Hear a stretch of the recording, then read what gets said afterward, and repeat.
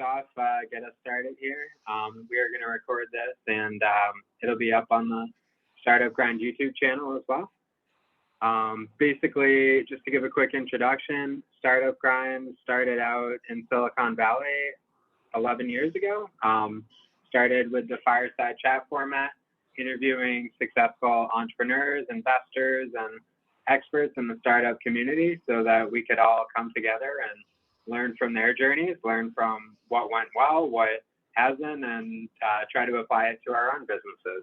And since then, it's evolved into one of the largest communities for entrepreneurs around the world. There's 500 different chapters in different cities and universities, and proud to be bringing this from the Boston chapter here. So yeah, we've been continuing with about 2 virtual events or so.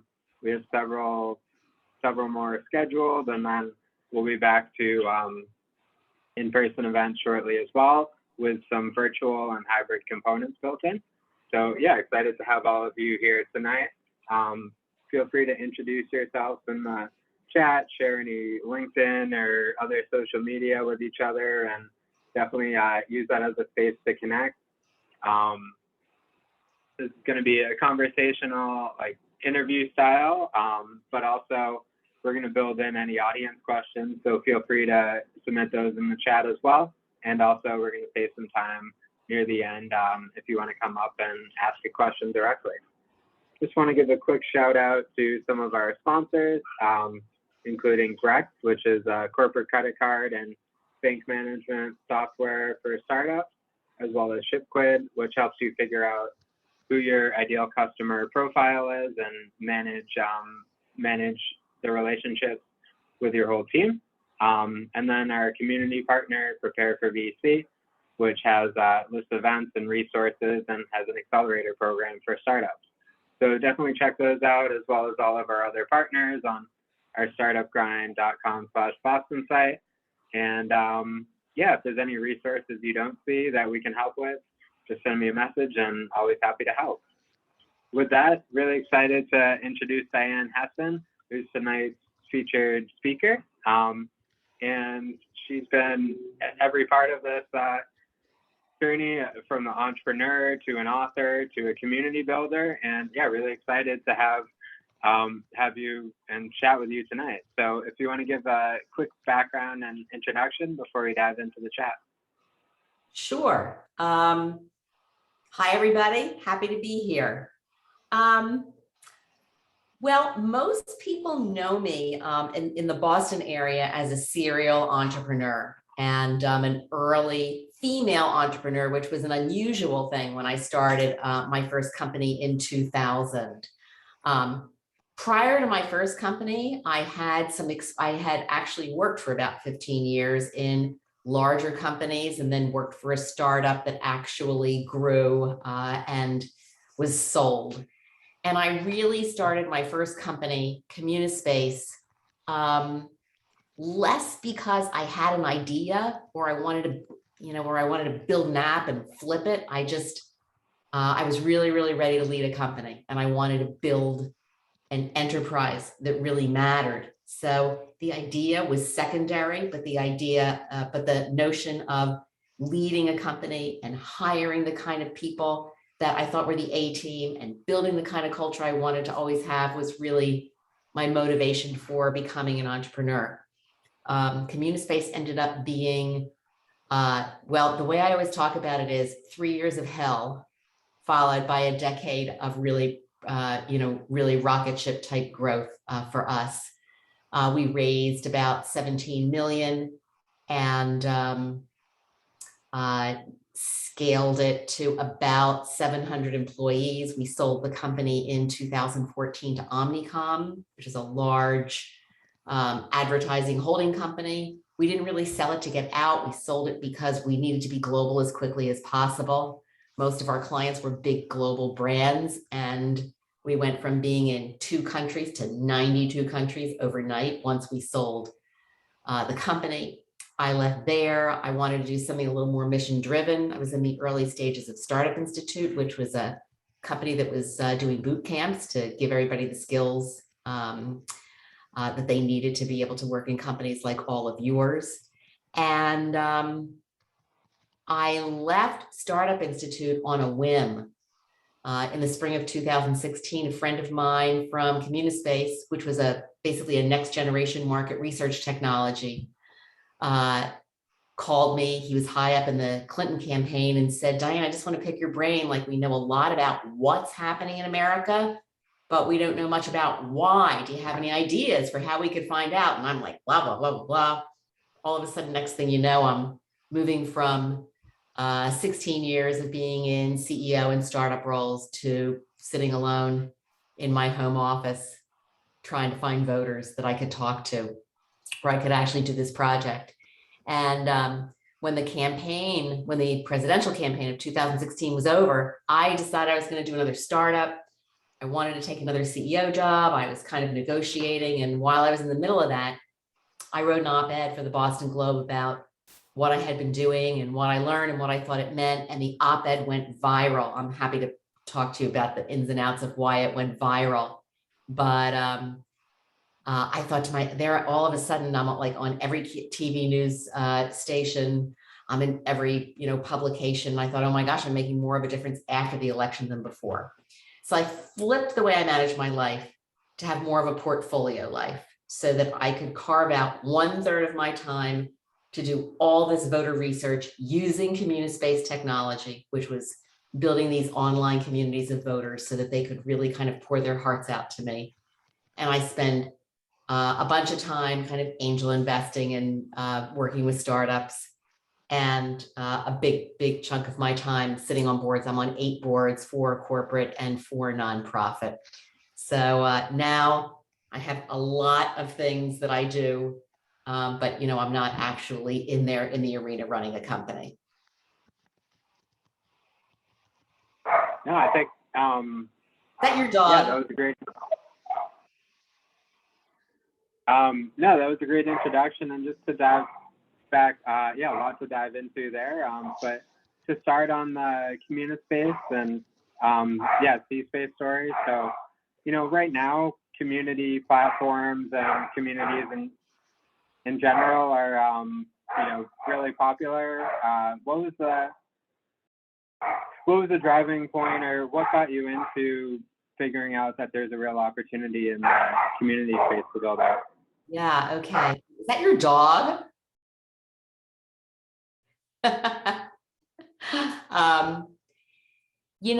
I got interested in community because the beginning of community was really America Online. I mean, one of the cool things about community is that right now in this country, if you're somewhere between the ages of 30 and 100, our collective first experience with community is the same, which is that we all had an AOL account. And AOL was the first time for most of us that we were in chat rooms and we were doing instant messaging, and we felt the magic of what it was like to be able to collaborate with and have conversations with people who we never actually met in person, who were all over the world. And I was really fascinated by that.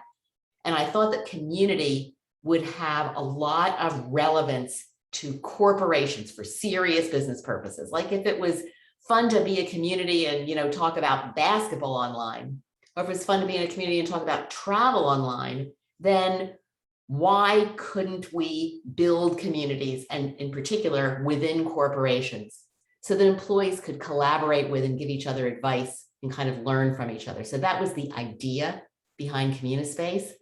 I had in my head what the software would look like. I kind of had the product vision for this.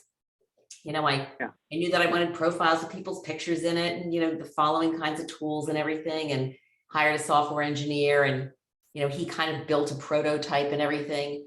We worked really hard on figuring out how to build communities for internal purposes within companies. So for instance, if you're a large corporation, we had like Chase Manhattan Bank, which is now part of JP Morgan Chase, was a client. And they had 200 human resources people all over the world. And they came together physically on Wall Street like once every 2 years. So we were going to build an online community so that those 200 people could be connected to each other whenever and wherever they wanted, so that they could help each other. This was a totally new concept.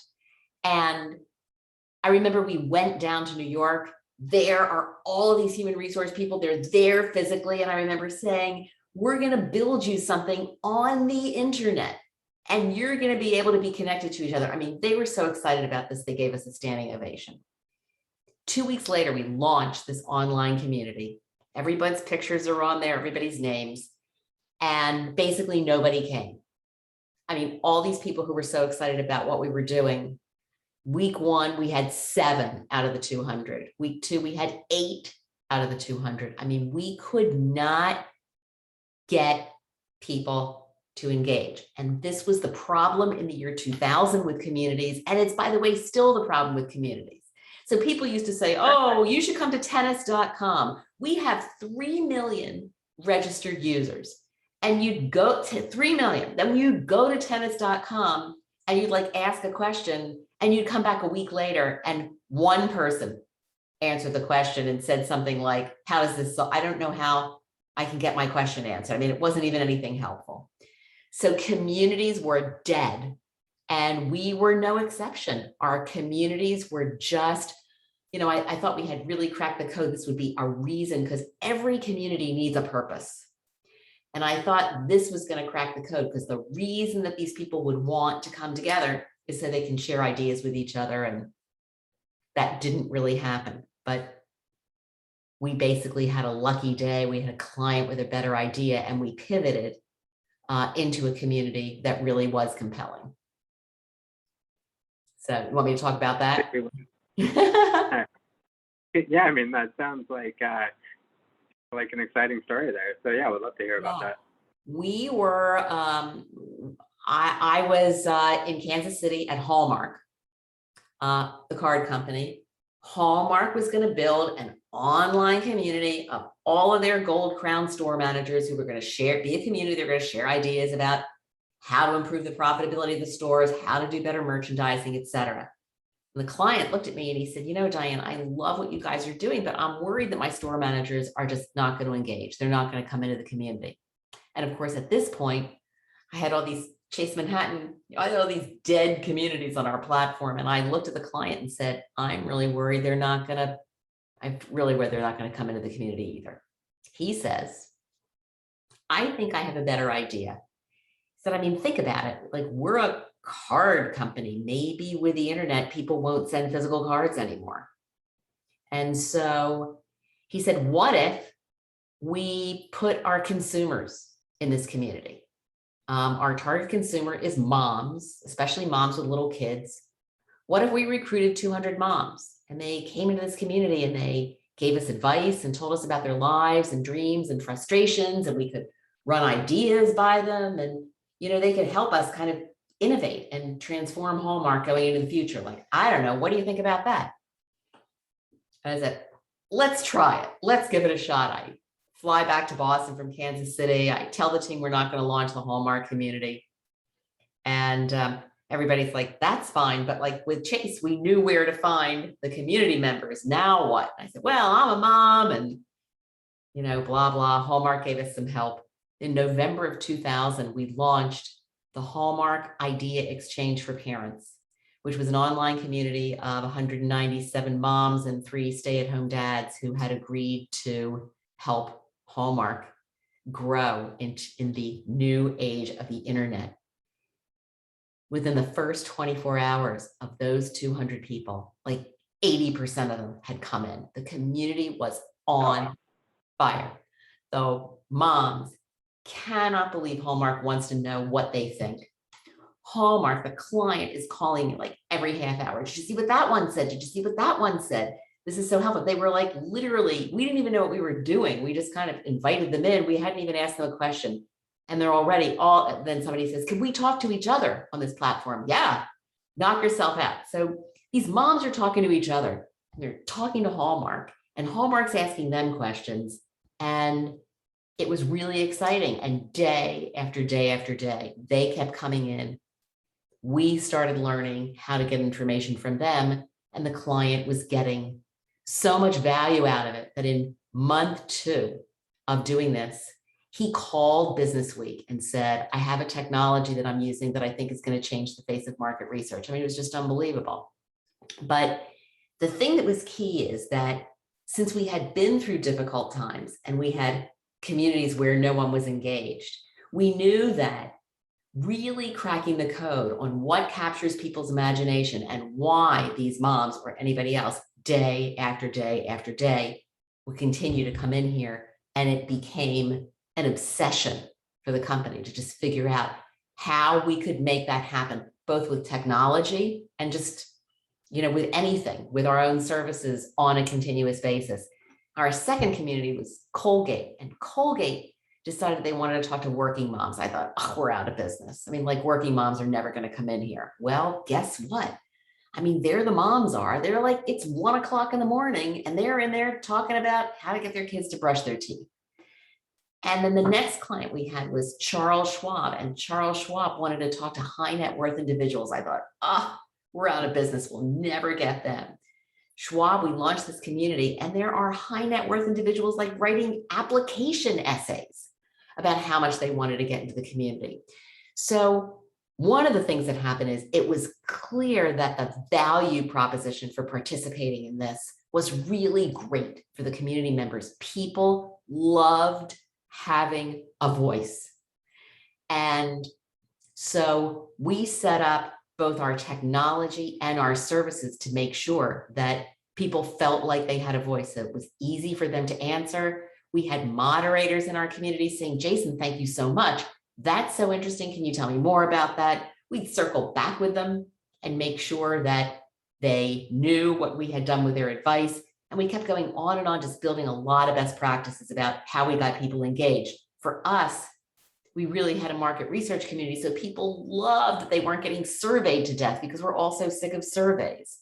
I mean, we had really interesting and fun activities. We would ask them to submit. We'd say, go to Walmart, walk around, take a video of your shopping experience, and they post those in. Or we do Mad Libs and they fill in blanks. Or we had technology that did collages and whiteboarding and just lots of really interesting things. So it wasn't same old, here's a survey for you this week. And we just got great at making these people feel heard and giving them interesting things to do. And so in market research, you ask a question on a survey, you usually get like a 5% response rate. We were getting like 70, 80% of the people to comment all of the time. So it ended up being like better, faster, cheaper focus group on steroids. You made me want to join one of these communities. What's that? You made me want to join one of these communities. Yeah, I mean, they were really fun. And, we learned a lot about how to recruit people. We had a 50-person recruiting team that got really good at, because clients would start saying, give us crazy things they wanted. I remember Turtle Wax was a client, and they asked us once, they wanted to build a community of young ethnic males who washed their cars by hand, who waxed their cars by hand at least 6 times a year. And the team found them. I mean, they were a bunch of direct marketers. They knew where to find those guys. And you can imagine that was another thing that kept people coming back in. I mean, for a group like that of young ethnic males who were obsessed with their cars, I mean, they were in that community all the time and totally happy to, help Turtle Wax with new products, et cetera. So it was a really fun business. And the other thing that was fun about it was most of our clients were big brands, because it was part of our business model that if they liked it, they would have the budget and the capacity for many, many more communities with many more target audiences. And, but, if you say to a CEO of any company, would you like to know what your customers are saying about you? They all say yes. So it was really fun, but it added a lot of value, and you could work at the very top of organizations. Yeah, I think that's great, especially, especially that it sounds like, you took your own advice too. Like, you're helping all these companies learn from their customers, and at the same time, you're learning from customers like Hallmark and all the other clients you've had on what actually works from them and what they're looking to get out of their spaces. Yeah, exactly. And somebody asked in the chat, were there incentives or reward offered to the community? So the answer is yes. We used to call them member appreciation gifts. So we would basically, and we still do, give people about $10, you get like a $10 Amazon gift card once a month if you participate at a certain level. So we always thought that was really reasonable. I mean, these people are in there and they're doing work and they're really, really helping the client. So it was more appreciation.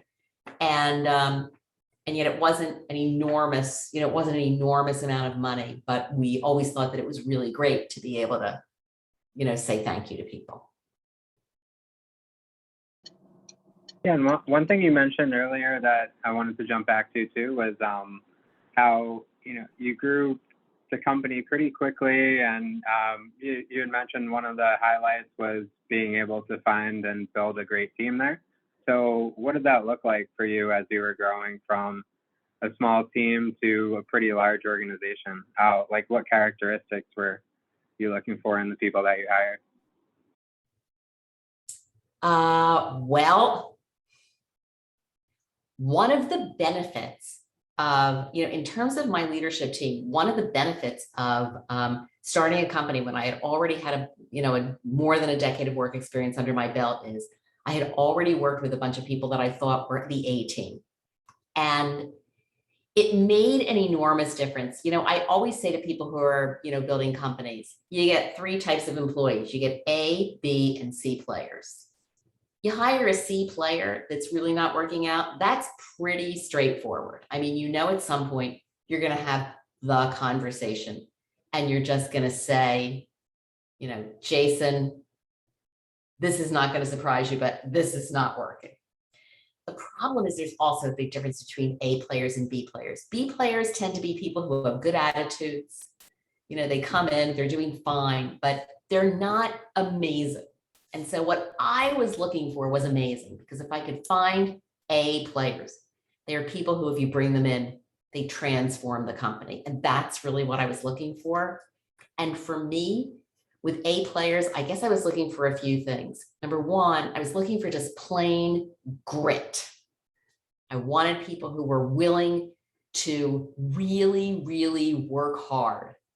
And some of that was related to, would they be willing to work hard? We had a lot of frontline people. I wanted people who were really willing to work hard for customers. That was the kind of culture I wanted to build. So I would ask this question when I was interviewing people. I'd say, okay, so it's Saturday afternoon and you're on the soccer field watching your kid play soccer and you get a text from a client. What are you going to do with the text? And if the person would say to me, look, my work-life balance is really, really important. There's no way I'm answering that text until Monday. But then on Monday, I do a great job. I would, in my head, decide that this person was just not going to fit in our company. Now, I didn't need the person to abandon their son on the soccer field, but I wanted the person to say, I would text the client back immediately and say, how important is this? I'm on the soccer field with my kid. If I need to, of course, if you say I'm on the soccer field with my kid, if I need to get off the soccer field and help you, I will. The chances of the client saying you need to do that are very slim if you have any kind of customer experience at all. But just the notion of saying that. So that's kind of what I meant by grit and real customer focus. A second thing I wanted was I wanted people who were really passionate about what we were doing as a business. We moved into space. When we started getting big, we moved into space at 290 Congress Street. We came to downtown Boston. We were in Watertown, and the space was so cool. I mean, just really, really beautiful space. Our cafeteria looked like Fenway Park. And we did lots of Boston, we probably hosted Startup Grind in our space. I mean, everybody would use it. It was a convenient location near South Station. But what would happen is I would start realizing that people were applying for jobs because they thought we had cool space. They thought, I mean, I hate to be sexist about this, but it was true. They thought we had beautiful women because we had this we were always looking for entry-level jobs out of college. And I wanted to make our company 50% men, 50% women. So it was like, I'm going to get some dates here. I'm going to, I'm going to work in this great space. I'm going to be near South Station. But I would find that people didn't necessarily understand what we did.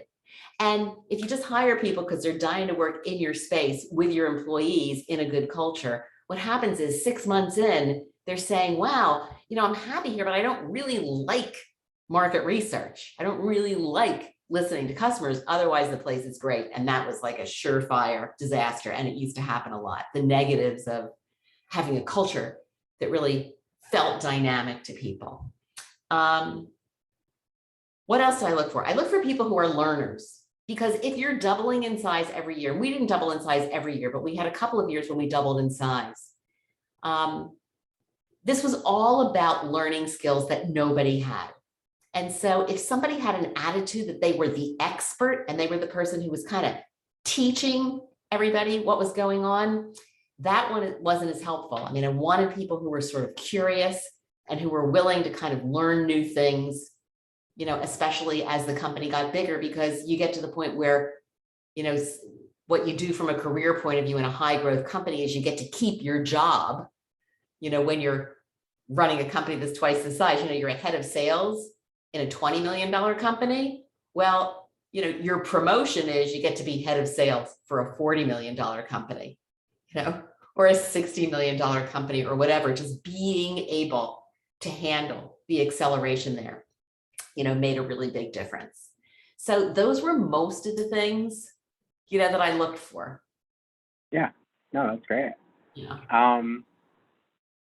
Yeah, and then actually, another question from the audience here as well on basically on these communities. What are for the mom community, for example? What were some of the profile characteristics you were looking for to recruit, and would that be the same or different in today's social media world? Yeah.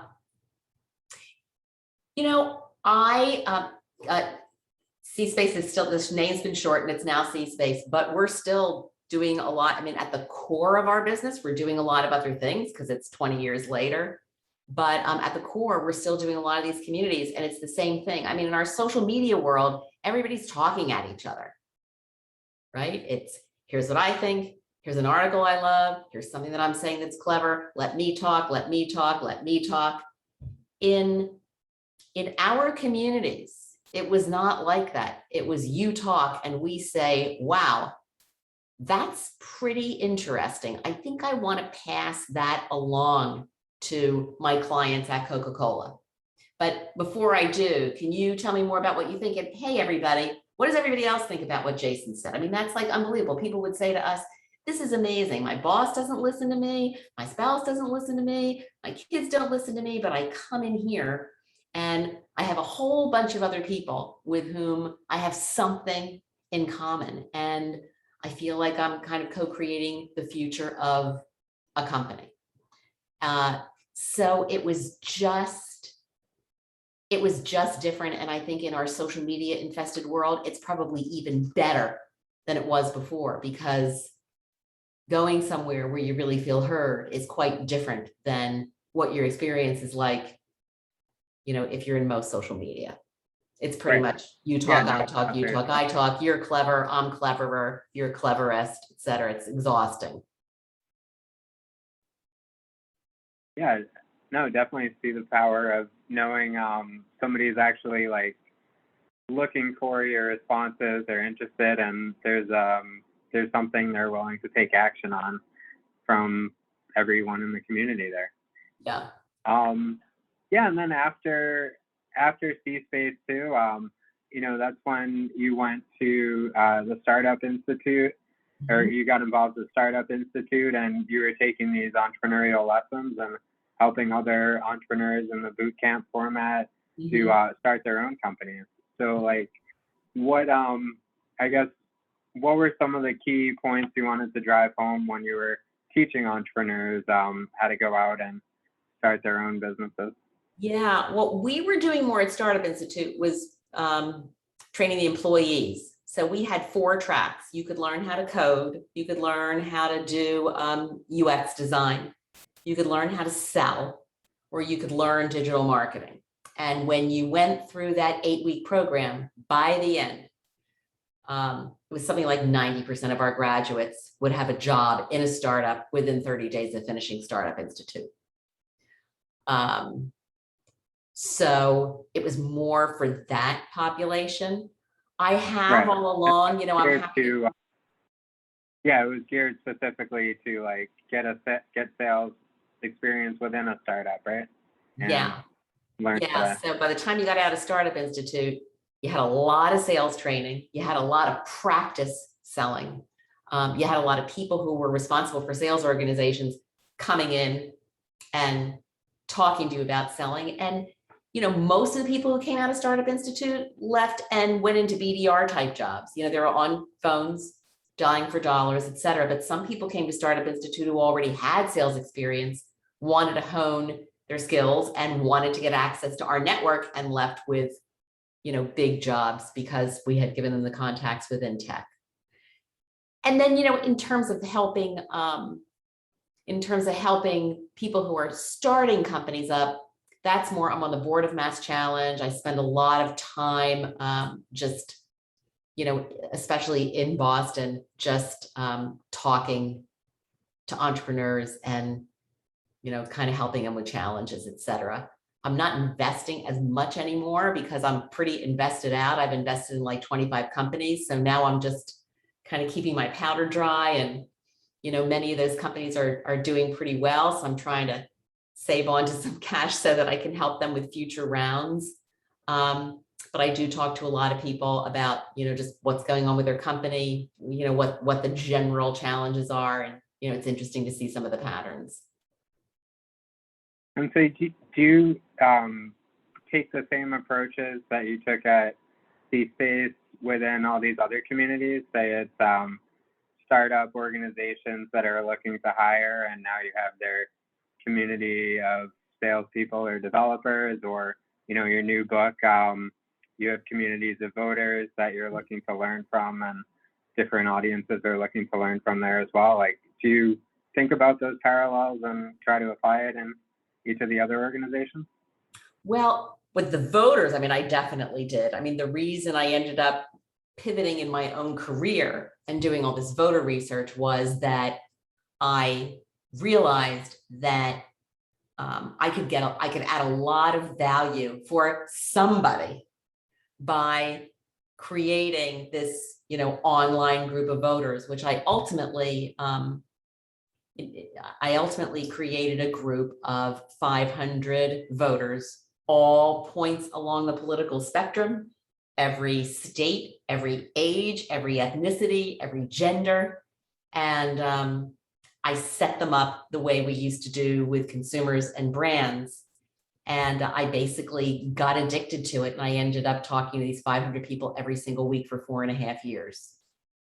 And it was amazing. And it was the same. I mean, everything that I did there is what I learned from building communities at C-Space. So it was the same thing. I mean, all these busy people, you know, even if their politics were completely different from mine, they knew that I wasn't there to convince them of anything. They were going to come in and they were going to talk, and I was not going to judge them. I was going to listen really hard. And people would write to me all the time. You know, I'd say, oh my, somebody would tell me a story or whatever that was really interesting. I'd say, oh my gosh, that is so great. Thank you so much. And they'd say, are you kidding? Thank you. Right? I have some place to come and complain, right? Nobody else in my life listens to me. You know, here's what's going on. So I never could have done this voter research, you know, if I hadn't had an opportunity to really learn how you engage with people online, you know, when it comes to actually with brands. You know, in terms of talking to entrepreneurs, that's less of a community thing. I mean, this morning I was on the phone with an entrepreneur. She talked a little bit about her company. I thought she has a really, really great idea. It's a, you know, enterprise technology space. So I know something about that. And we talked a little bit about, you know, she's about to raise money. So we talked a little bit about what I thought her obstacles would be. It wasn't going to be market size. It was going to be more, you know, how she gets client traction and demonstrates enough client traction to be able to get a firm to feel that she could build a really big business, et cetera. You know, I do think that the most relevant application of community for anybody who's building a company is, it is really, really great, whether it's startup grind or mass challenge or just some random thing that you get involved in. There's so much in Boston, and being connected to other people who are building companies is just absolutely invaluable, because the only people who really know what you're going through are other people who are doing startups. I mean, some people think that what you're doing is super glamorous, which it's not. I mean, you know, you're lying in bed awake at 3 o'clock in the morning thinking it's not going to work. And that's really hard. And it's great to be connected to a bunch of other people who really understand that. Or, you know, what else? You're surrounded by, you got a whole bunch of friends or parents or whatever. Everybody's got jobs on Wall Street, you know, fancy jobs and everything. You're eating ramen noodles, you're sitting in your jeans, trying to make your software work or whatever. And you have a bad day and people are saying, gosh, Jason, you know, you're like such a smart guy. How come you didn't like get a real job? How come you're playing around with this idea? I mean, and everyone on this Zoom call and anybody who's done a startup has heard that 1,000 times. So again, I think just, and of course, there are also contacts. So I can go to somebody, I can talk to some of the women on this call, and somebody might say to me, I'm going to go to Golden Seeds and I'm going to try to raise some angel money. And I can tell you that if you're part of a community, a lot of the other women can sit down with you and say, okay, here's how to do it with Golden Seeds. Here's what they're going to ask you. Here's what your chances are, here's the kind of businesses they like. So from an education point of view, from a keeping your sanity point of view, it's really, really great to be able to be connected to a community like this. Not just for the education that people get from getting together in these sessions, but just, you know, being able to talk to each other and get advice from each other and kind of feel like you're not alone. No, I really like that. Yeah, especially, you know, I think we can all relate to sort of the scenario you just described of being an entrepreneur and talking with people outside of the community versus talking with other founders and people that either have gone through it or are going through the same things that you are. And actually, yeah, what you just mentioned on like Golden Seeds and the investment side, basically, yeah, a question from Richard was, what types of businesses grab your attention when you are investing in a startup, and has this changed over time? You know, if I'm investing in a really early stage company, there are 3 things that I ask myself. One is, how big is the problem? I mean, is this somebody solving a really, really big problem, or is this a little problem? Because if it's a big problem, it could be a big business. If it's a small problem, it's a small business. Doesn't mean having a small business is bad. It's just that it's probably not, you know, fundable. The second question I ask is, how well does this solution address the problem? And that requires some domain expertise.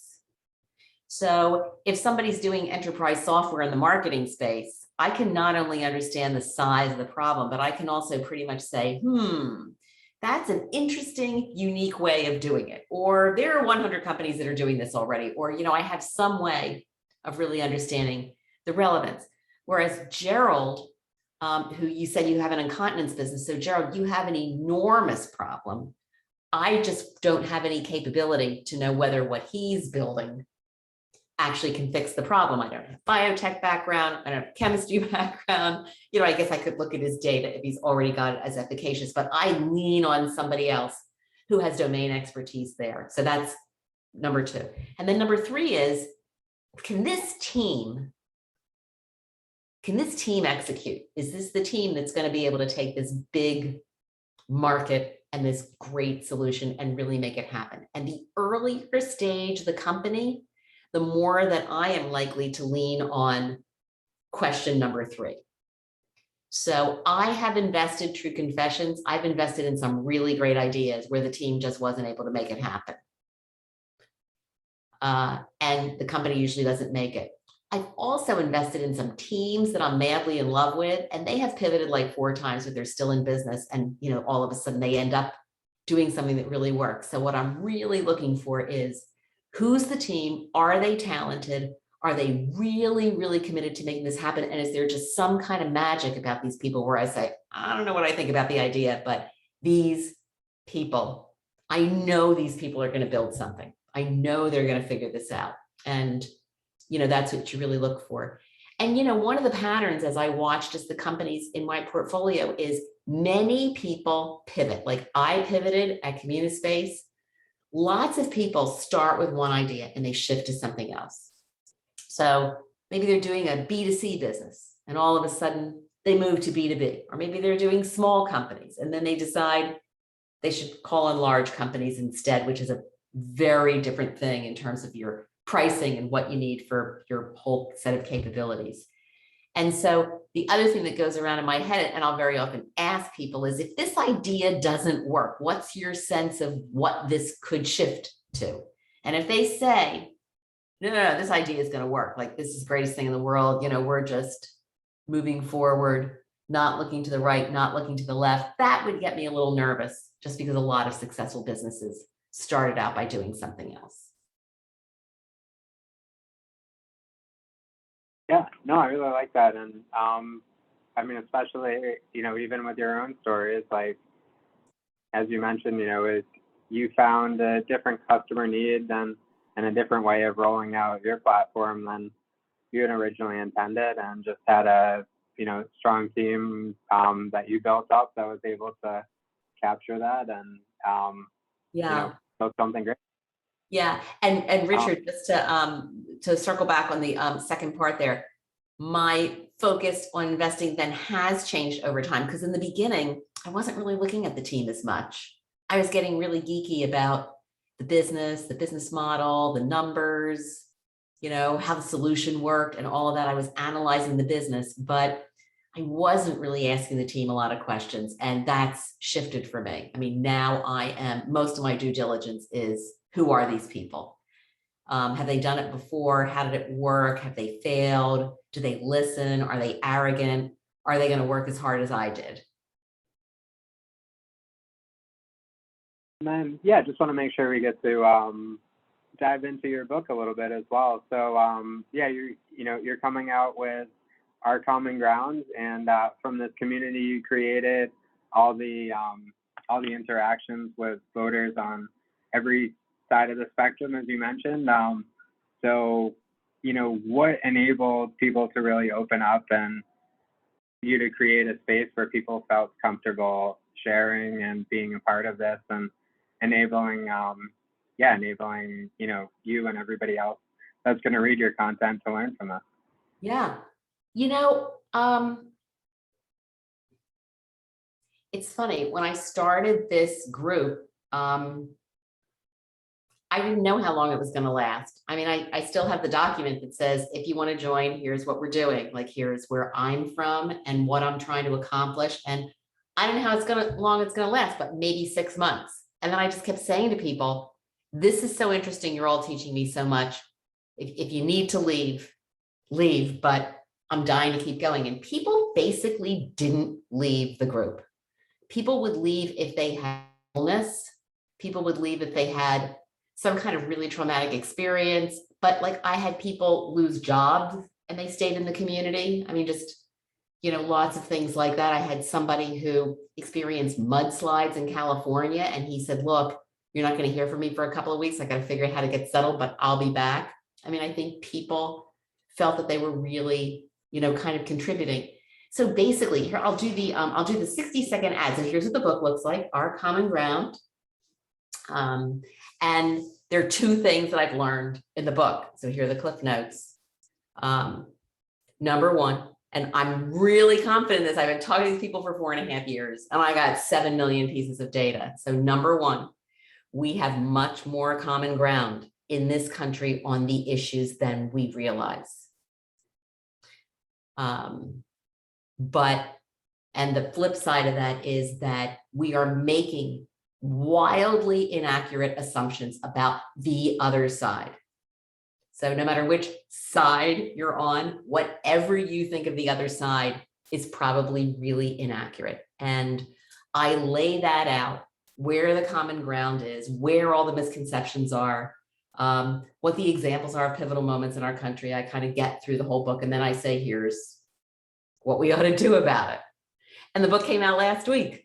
So I've been doing a lot of, it's fun. I've actually been doing a lot of events. You know, our world is different now. Everything's digital. So between digital and COVID, what used to happen with books, I wrote one like 25 years ago. What used to happen as books is you'd like go to Brookline Booksmith and you'd read your book and you'd sign copies and everything, but it's just, you know, not how it works anymore. Now I, you know, do events where I say, okay, here's all the detail about what I learned. And then, you know, people come and ask a lot of questions, and here's what's happening with my neighbor and what do I do? And what about, you know, what happened in Charlottesville and how can people think differently about voter fraud? And, you know, it's just a different sort of thing, but it's mostly events rather than going and kind of reading from my book and then signing. New world. So yeah, thanks for bringing it up. Yeah, no, I think, and thanks for being prepared and having the prop. I think, yeah, actually, if you want to share, like where we can find it. Oh, yeah, I'll just put in the chat. I'll put like the book website if people are interested. Yeah, that'd be great. And then, yeah, definitely want to open it up as well. If anybody has some questions. What's in the chat doesn't show up for the public viewing, right? On your website? Does the chat we can put it in our YouTube comments as well. No, I don't need that on the public view. What I was going to do is I'm going to put my email in the chat. So if any people who are listening today just want to ask me other questions about your startup, I'm happy to answer. I just don't want to send my email out to the whole world. That sounds good.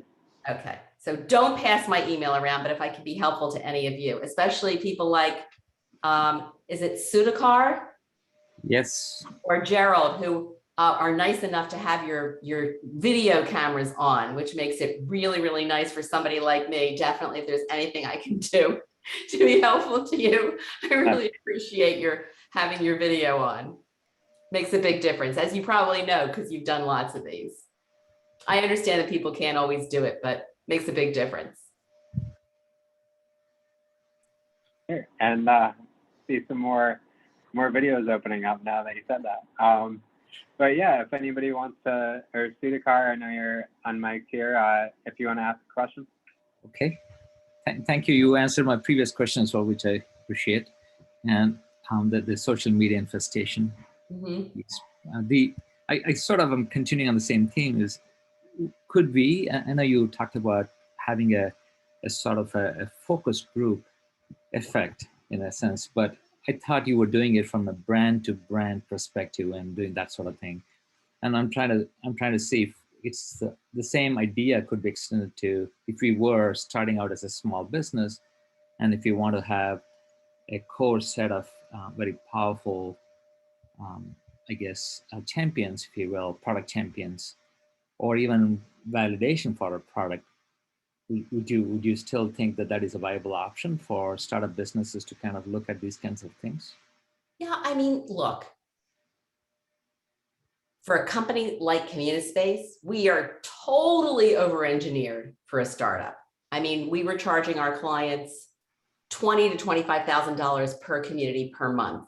And I know that's hard for you to imagine, but we were delivering. I mean, our retention rate was like in the 90s. People thought they were getting huge value out of that. But if you think about it, you know, if you're Coca-Cola, if you're Disney, if you're, you know, Facebook or whatever, you've got a zillion questions, right? You got so much that you want to learn and so many expensive, much more expensive ways that you tried to get it in the past. But that doesn't mean that it's not worth it to get a bunch of prospective customers on a call like this and just say, thank you so much for coming. In return for doing this, you know, here's what I'm going to send you. I mean, Amazon gift cards are super easy to do. You can just email them to people and spend an hour and ask a bunch of questions. Don't pitch your product.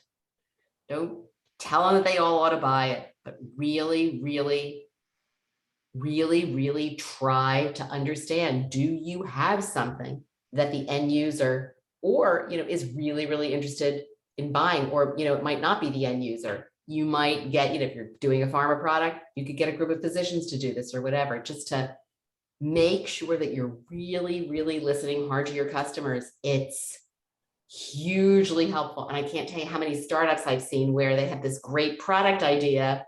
And then once they started rolling it out, they realized that there were a whole bunch of things that they had never really thought about when it came to customer adoption. So it's definitely worth doing that. And if it's a really, really valuable group, say to them at the end, this has been really amazing. Would any of you be interested in doing this on a monthly basis? And you'd be surprised if it's a really great conversation and you're giving them all a chance to be a community and not just give you advice, but also talk to each other. Chances are they're all going to say, hey, I'd love to come back and do this again, right? And they don't need an arm and a leg for it if they just need to kind of feel like they're adding value. And, it's always a super fun thing to do. Right. You can always find a friend in your network who knows something about market research or who's led a focus group before, who'd be happy to help you make it happen. Thank you again. And yeah, Jerry. Hey, Matt and Richard, welcome. Hello. Sorry, I didn't want to be bitchy about that. It's great to see people's faces. You don't have to look at me the whole time. You're welcome to stand up and do jumping jacks. Well, the problem we have is that women who do jumping jacks and are incontinent leak urine and they get very embarrassed by it. That's right. So my question is, how do you build a community of women that have a disease they're embarrassed to admit? Mm-hmm. And I've been working, and my co-founder has been working with incontinent women since 2001. Mm-hmm. So we know, we talk to them, we know what they're like face to face. Mm-hmm. And some of them are so embarrassed. Their husband, in fact, one patient's husband divorced her because he didn't like the smell of the urine in her diaper. Mm-hmm. And we have women that won't tell their husbands because they're embarrassed. Mm-hmm. So how do you start a community when people are embarrassed to be known to be part of the community? Mm-hmm.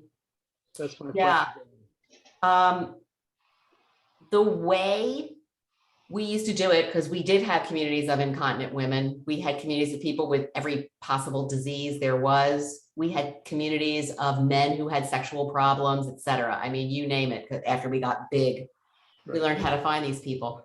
What we basically do is, we bought names that you can buy mail lists of people who are likely to have this. You give them a form that they fill out and you ask them a whole bunch of questions, one of which might be related to incontinence. If they check incontinence and you want them, you get back to them and say, here's what's going on. We're doing this community. Your name, if I'm in that community, Gerald, you don't want my full name.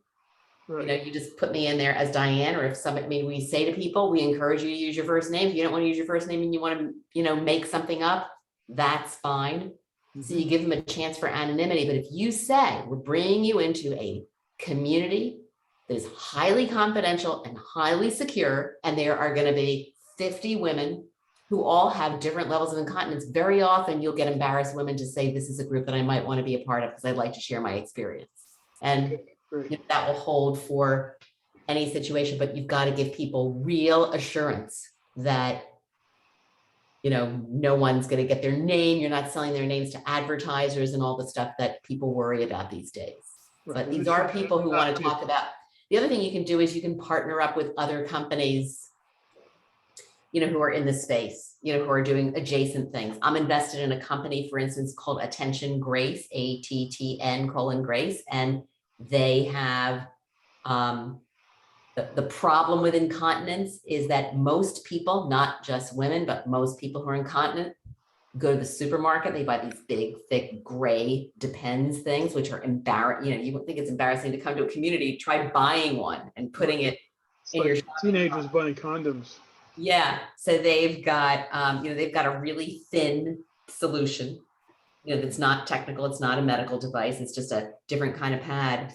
And they are doing this startup based on that. They've got proprietary technology. One of the founders is a patent attorney, and you're trying to do a B2C business. That's super different from your business, but that's the kind of company where sometimes, because you're in adjacent businesses, you can get together and say, maybe we could together figure out how we talk to this kind of person and share it. Thanks very much. Appreciate that. I think that's. I hope you have a woman on your management team, Gerald. Yeah, we're half women, half men.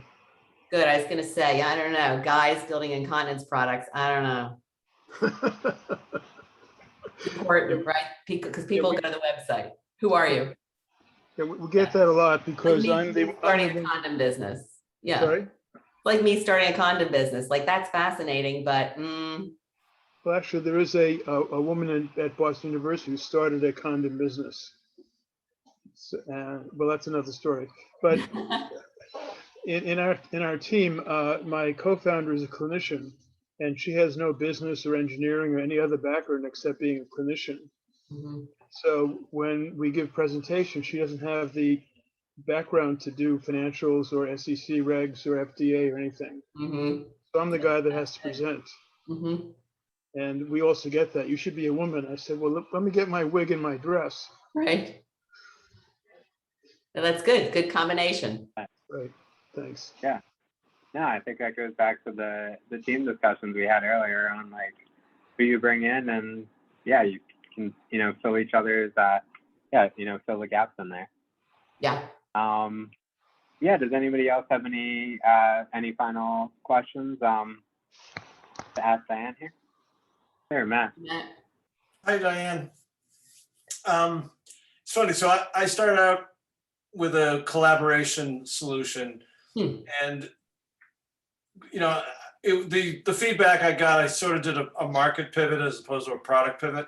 But when I realized the whole space around mission-driven solutions and what I call collaborative problem solving and open, loosely networked groups, it sort of shifted everything I was going to do around the typical startup fundraising process by trying to find mission-driven investors and changing that whole storyline, even though the market is just as big, if not bigger, than a B2B play.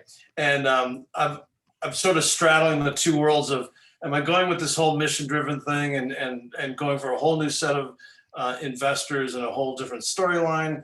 Or can I just step back and say, look, I've got a collaborative problem-solving solution. It applies to a lot of different really big problems, one being B2B and also these open loose networks. It's, I don't know, any feedback, because you did mention you've got sort of mission-driven things that you do as well.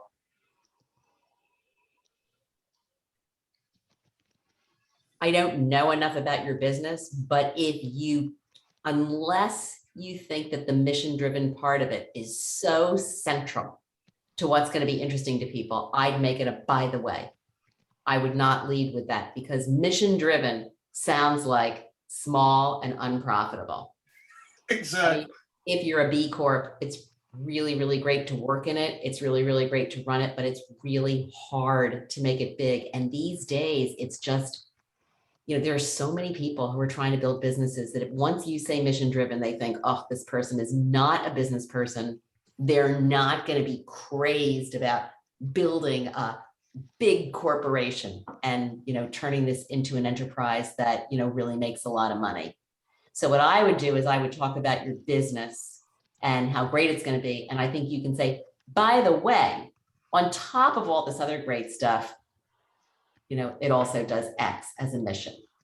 But, I see business plans all the time with people saying, we're going to build this business and then we're going to give 10% of it to charity. And, we really love that we're going to give 10% to charity. It's like, you're giving 10% to charity. You should give like 10% to your investors, right? I mean, you're raising money, right? You want to give 10% to charity. That's really great. It's just not attractive to somebody that's trying to get a return on their investment. Unless the mission is so central to the idea of the company. You're building a company to I'm going to make this up, to like completely transform the student loan process. You can probably make a lot of money transforming the student loan process, and the fact that it also could be life-changing for people is really great, but the focus has to be on fixing the financial systems and how much money you can make from it. And if it's all on making people more solvent because they can pay their loans off faster, you got to figure out a way to, so I think it's just harder to raise money for that. People want to invest in companies that are going to be big. And then they want to take the money that they make from that great investment and give it to their own charities. Absolutely. Yeah, and in fact, it's an enabling solution that just happens to be for a beachhead market. Anyone that's working collaboratively, trying to solve a problem in a sort of whatever you want to talk about, mission driven. But so that's why it's like, hey, we can help anyone, whether you're doing climate action, sustainability, you name it.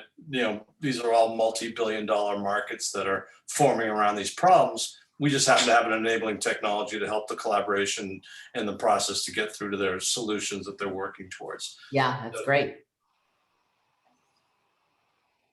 But I do appreciate the feedback, Diane. And you what? I appreciate your feedback. Thank you. I hate to sound mercenary about it.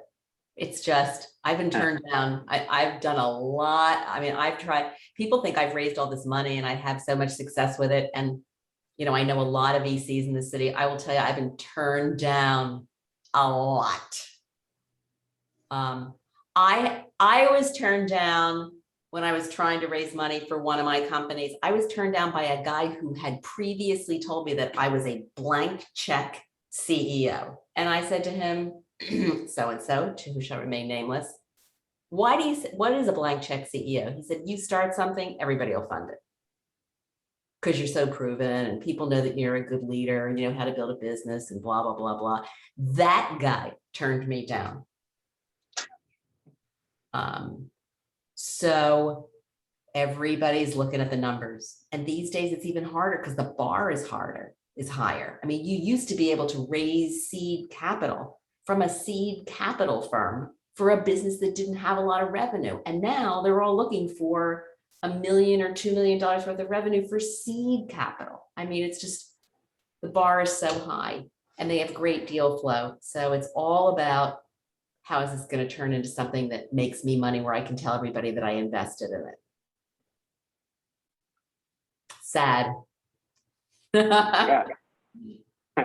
No, but I think it's a great insight on how you shape all of this. I mean, whatever you're working on into the story that makes sense for the same investors that you're talking with. And yeah, it is definitely competitive, but I think I think you had really good advice there on how we can all take some pieces here and shape it into our own businesses. Thanks. Yeah, and I really appreciate everything you've shared with us tonight. And yeah, I'm excited to read your book and share it with the rest of our community. And and to everybody that came out tonight, thank you for jumping in, asking great questions, interacting in the chat, and yeah, really appreciate it. And yeah, definitely check out. We have one more scheduled on our calendar coming up with one of the co-founders of Constant Contact. So definitely check out our startupgrind.com/Boston page. And yeah, Diane graciously shared her email address. So thank you for that. And yeah, thanks everyone for coming out here. Great conversation. Great. See you later, everybody. Good luck. Thank you very much. Thank you very much. Thanks. Bye.